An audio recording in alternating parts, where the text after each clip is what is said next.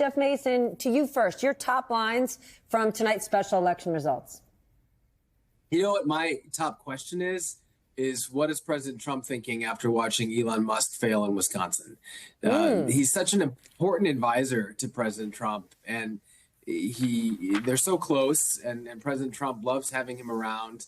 No doubt was cheering him on, not only politically in Wisconsin, but just generally the show that Elon Musk brings when he goes to somewhere, a place like that, and does what he did. President Trump doesn't like failure, and my guess is he's disappointed about the political results of that race and the fact that sending Elon in there with his money and with his bravado and with his cheese hat didn't turn out to get the response and get the result that he wanted. Yeah, but Charlie, isn't that perfect for Trump? Because it wasn't his money and it wasn't his head with the big hunk of cheese. He can blame Elon.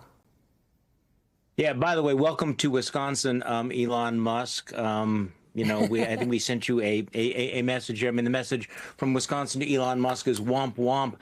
No, I imagine that there are a lot of establishment Republicans who are breathing a sigh of relief because clearly this takes some air out from under Elon Musk. This election had a lot of different issues, but ultimately it was a referendum on Elon Musk and on Donald Trump. I literally never got a piece of literature for Brad Schimmel, the conservative candidate, that did not include a picture of Donald Trump. So in Washington today, they really ought to be asking themselves, is Elon Musk an asset or is he turning out to be a toxic boat anchor for the Republican Party? And this is, look, I mean, everything in Wisconsin is decided in razor-thin margins.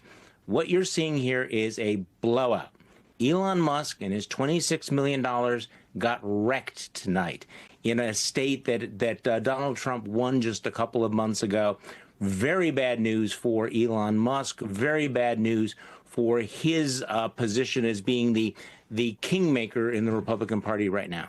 Speaking of kingmaker, let's talk tariffs, David, because tomorrow Donald Trump is going to be making these big announcements. And the ones he has made about the tariffs so far have obviously made consumers uneasy and they've rocked markets. But the fact that we know so little, does that not tell you this is all about the exemptions and being the kingmaker? God only knows the amount of CEOs that are in there or even foreign leaders trying to negotiate. And he loves being in this position, but I'm not sure voters like it.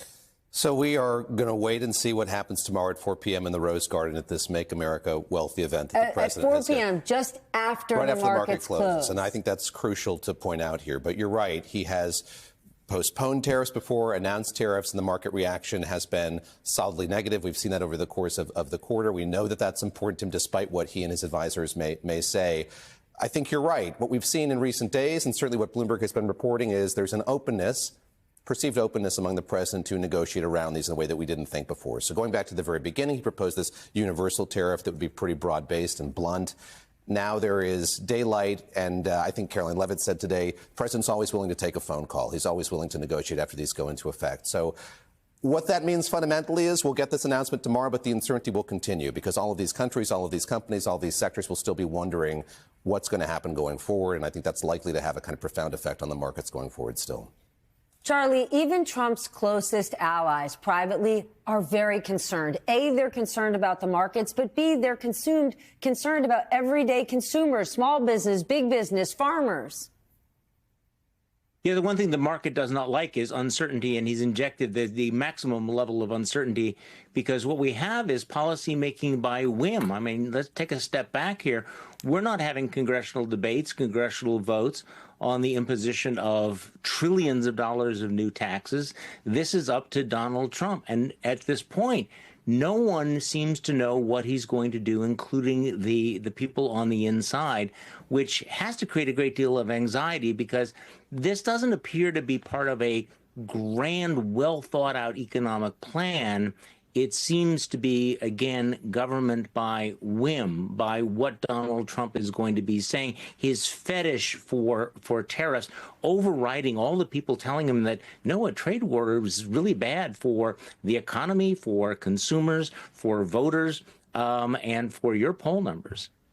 Well, let's talk about the ultimate insider, Jeff, Howard Lutnick. Commerce Secretary, the man who's in charge of this, who at the beginning of the tariff dance seemed like he was on TV every day, all day, yesterday and tomorrow. This is a guy who said to me personally, Donald Trump is my best friend. I'm his favorite cabinet member. We talk every single night, all day, every day. And now there's reporting that people inside this White House are now unhappy with Howard, and he could be the one that's the fall guy if these tariffs go sideways. I saw that. It's interesting. I have a couple thoughts. One, you haven't seen as much palace intrigue stories and reporting from Trump 2.0 as you did during Trump 1.0. So it is telling when some of the first reporting along those lines comes out and hits somebody like Howard Lutnick. So I think it's worth taking seriously. That said, none of that is worth taking super seriously until Trump himself rids himself of somebody who's around him. So I guess color me a little bit skeptical as well, but and I'm giving my own mixed messages here. I mean, I think it's interesting, but if he's still in the inner circle and he still sticks around, what really matters at the end of the day is what Trump does. Okay, but what Howard Lutnick, what Scott Bessent, what Donald Trump is asking of the American people is to sort of shift to long-termism. And David, in a perfect world, we could get out of short-termism. We could say, let's play the long game. But isn't the problem with this entire offering with the tariffs, there isn't a long game on the other side of it, right? This idea we're going to bring manufacturing back. Of all the CEOs that are surrounding Donald Trump, we haven't seen one stand up and say, I'm opening a giant factory and we are bringing XYZ jobs back. I think it was Senator John Kennedy who said today or yesterday, always eloquent. It's always eloquent, always colorful. Yes, it's about the long term, but the short term matters as well. I think that's crucially important here, what this is going to mean for people in America. But there's not even a long term plan, is my point.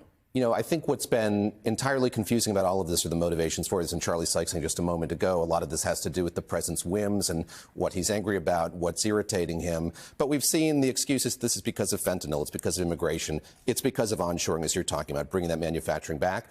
And you're right to point out the timetable for doing that would be massive. The adjustments that would have to happen to supply chains to make that happen would be huge. None of that has been telegraphed. None of that has been detailed in any sort of real concrete way.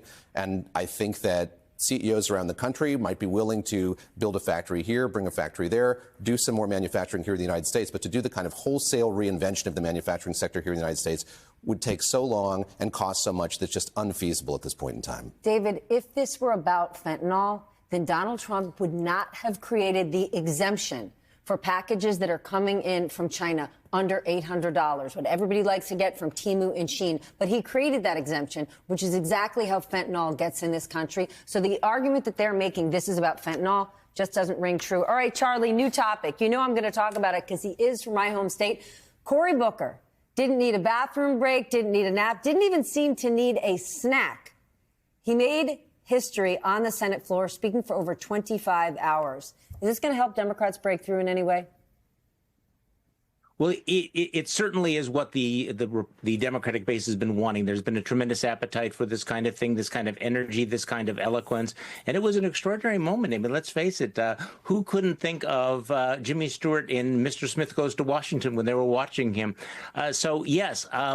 You know, what Cory Booker did, I think, was to finally respond to what Democrats and actually, you know, like anyone, you know, out there in the country who's been watching the craziness that's been going on, that, you know, showing the kind of opposition and the kind of and the kind of opposition that they needed. But what really struck me was not just his eloquence, but also his energy and his graciousness. This was a breakthrough moment for Cory Booker. I've been a skeptic of him in the past, but it was hard to not be moved by this. And one hopes that the other members of Congress are watching him and saying, okay, this is the historic moment. This is the moment to stand up and do extraordinary things. And so you juxtapose the election results that you're getting tonight, the incredible repudiation of Donald Trump and Elon Musk in the state of Wisconsin, with the eloquence of Cory Booker. You got a sense that this is going to be at least a mood change or a vibe change for Democrats that they desperately needed. All right, here's a bit of a dark vibe change. I want to ask you, Jeff, about Robert Kennedy Jr. Today, he pushed out top officials, scores of them, at Health and Human Services. What is going on here? I first saw this headline and my phone rang. I got a call from the board chair of a major hospital system, a guy who's voted for Ron DeSantis, who's open-ish to Trump. And he said to me, what has happened to America? We are cutting science and we're buying crypto. That is the United States government in 2025.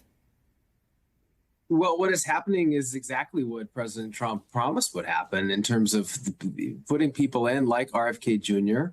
And surrounding himself with people like with a vaccine skeptic, and then making him the head of HHS, and couple that with a commitment to gut the federal workforce. Not necessarily with a specific plan other than to say we're going to cut 20% or 30% or 50%. And you're going to end up cutting people who really matter. And that's that's, I think, the very simplistic answer to your question, Steph.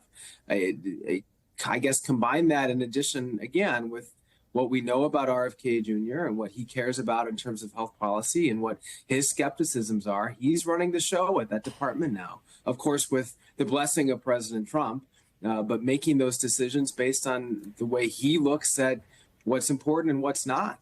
And that has ramifications, and this is one of them.